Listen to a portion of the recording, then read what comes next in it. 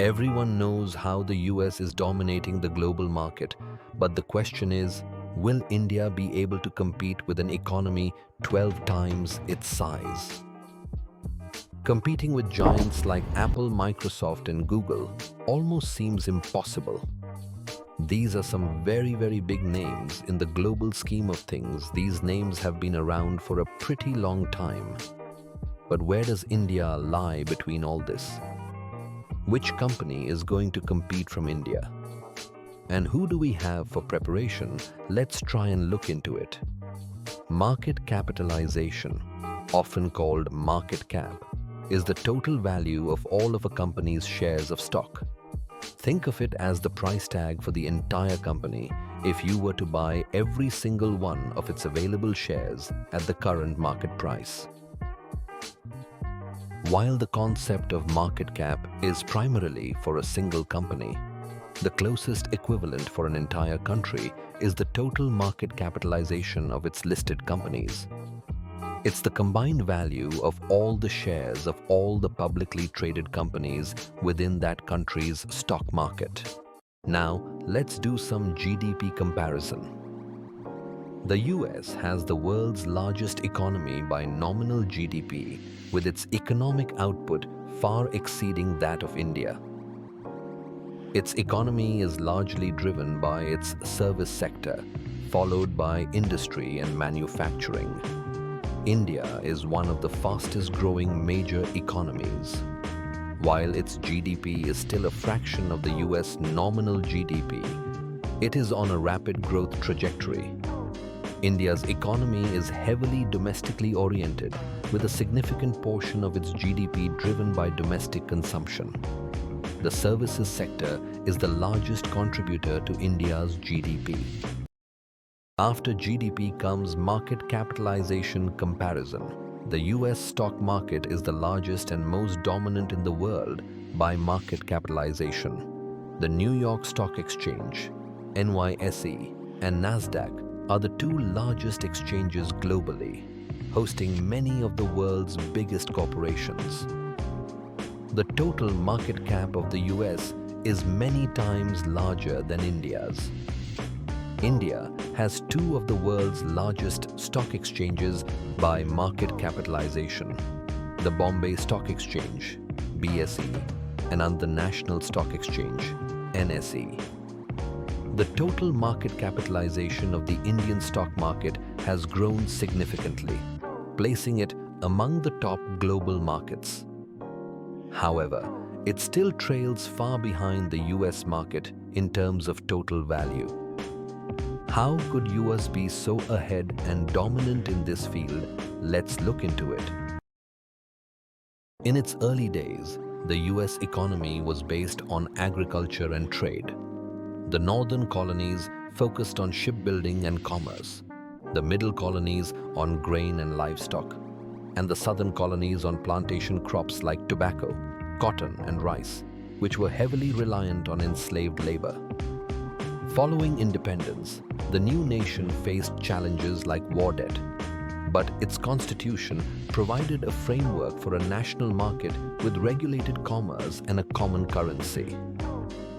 The invention of the cotton gin in 1793 dramatically boosted cotton production and entrenched the slave-based economy in the South, while westward expansion opened up new agricultural lands. After the Civil War, the US entered a period of explosive industrialization. This was fueled by a huge influx of immigrants who provided a vast labor force, the expansion of railroads that connected the country, and technological innovations in steel, oil, and manufacturing.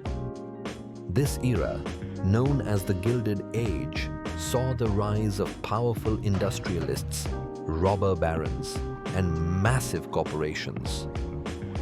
While it produced immense wealth and a robust industrial base, it also led to significant income inequality and labor exploitation. The booming economy of the Roaring Twenties came to a crashing halt with the stock market crash of 1929, leading to the Great Depression. This severe economic downturn was marked by mass unemployment, bank failures, and widespread poverty. President Franklin D. Roosevelt's New Deal policies, which included public works projects and social security, were an unprecedented government intervention to provide relief and reform the financial system. The economy finally recovered with the massive government spending and industrial mobilization for World War II, which transformed the US into a global military and economic superpower. The period after World War II saw sustained economic prosperity, fueled by consumer spending, suburbanization, and the development of the interstate highway system. The latter half of the 20th century was marked by a shift from a manufacturing-heavy economy to a service-based economy, with finance, technology, and healthcare becoming major drivers. The rise of globalization in the 1990s led to increased international trade, but also deindustrialization in some sectors. The US has navigated several economic crises in recent decades, including the Great Recession of 2008, caused by a housing bubble and financial crisis, and the more recent economic disruptions from the COVID-19 pandemic. Today, the US economy remains characterized by its flexible labor market, technological innovation, and a dominant service sector. In 2025, the US stock market has a market capitalization of $64.4 trillion, almost half the world's total equity value. India, in contrast, comes in at $5.3 trillion. That's just above 4% of the global pie. What does this mean in absolute terms? It means the US leads by around $57 trillion. To visualize, if India's market value is a skyscraper, America's is an entire skyline.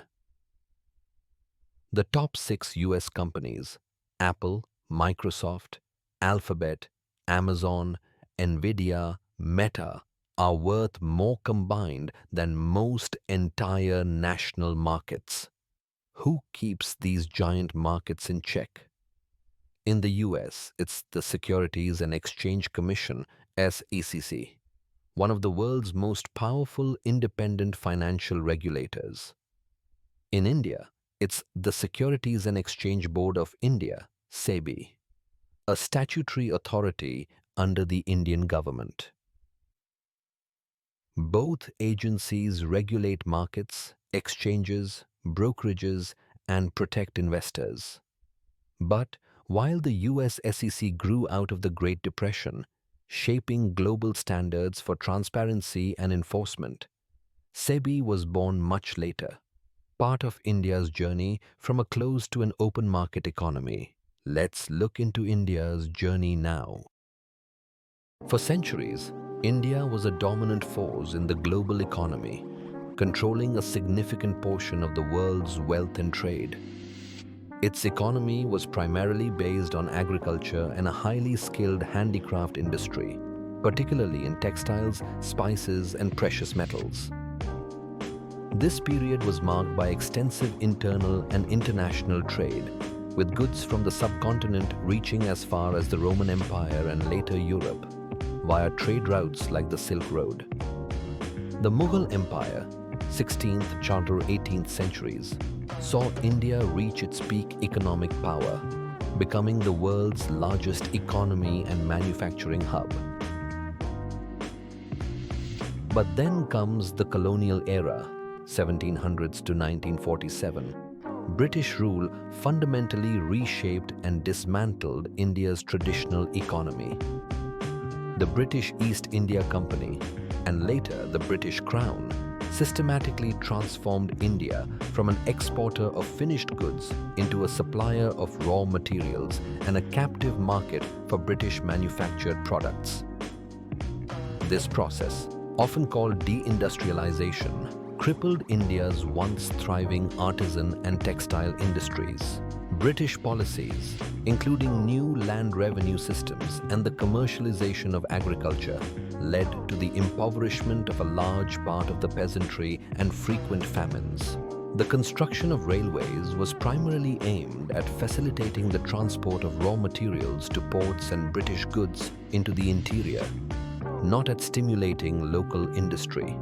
A substantial portion of India's resources and income was siphoned off to Britain without a fair return. After that comes the post-independence era, 1947 to 1991. After gaining independence in 1947, India adopted a socialist-inspired, centrally planned economic model. The government implemented 5-year plans and promoted heavy industry and a large public sector in what's known as the License Raj.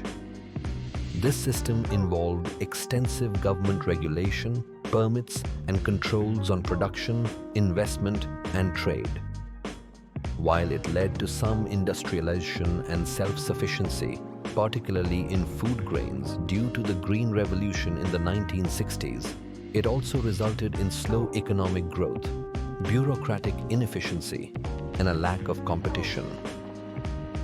Facing a severe balance of payments crisis in 1991, India was forced to seek a bailout from the International Monetary Fund. As a condition, the government, under Prime Minister P.V. Narasimha Rao and Finance Minister Dr. Manmohan Singh, initiated historic economic reforms.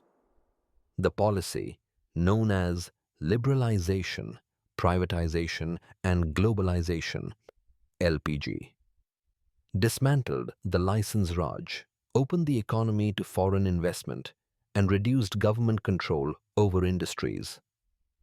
These reforms unleashed the private sector and led to a period of unprecedented economic growth, especially in the services sector, with a focus on information technology, telecommunications, and finance. While this growth has been impressive, it has also brought challenges, including rising income inequality and a need to continue structural reforms to sustain long-term development. Let's look into some of those challenges and how to grow further.